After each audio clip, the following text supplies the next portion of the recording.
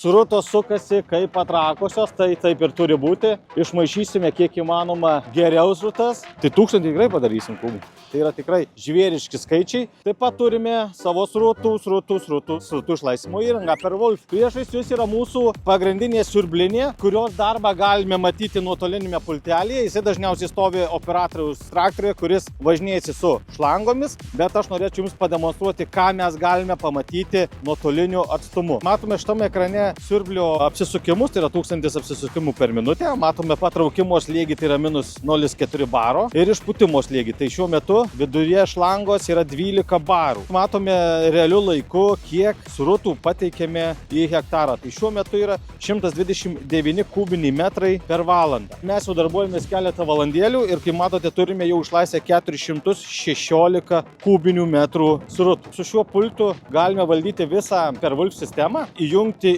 išjungti išcentrinį siurblį, įjungti vakuuminį siurblį, baigus darbą perjungti į kompresoriaus padėtį, kad būtų išpučiamas visos srutos iš žarnos, kad susivyniojimo metu būtų paprasčiau jas suvynioti atgal ant rities. Šiandien mūsų planas išlaisvyti minimum 1000 kubų. Jeigu dirbant realiomis sąlygomis su šita sistema galima padaryti apie 1500–1600 kubinių metrų srutų per dieną. Tai yra tikrai žvėriški skaičiai. Tai 1000 tikrai padarysim kubų. Iki 5 valandų kaip normalų žmonės. Daugumoje žmonių dar yra nusistovėjęs stereotipas, kad su šlangom taip yra žaidimas, čia išvyniok, suvyniok. Tai va tuos dalykus šiandien mes mitų griovėjai ir greunam tuos mitus, kad tai yra paprastas, greitai įgyvendinamas darbas. Šlangą laisant į metus po 150 gali tarnauti 10–15 metų. Tai prižiūrėkim savo techniką, ar netarnaus ilgai mums.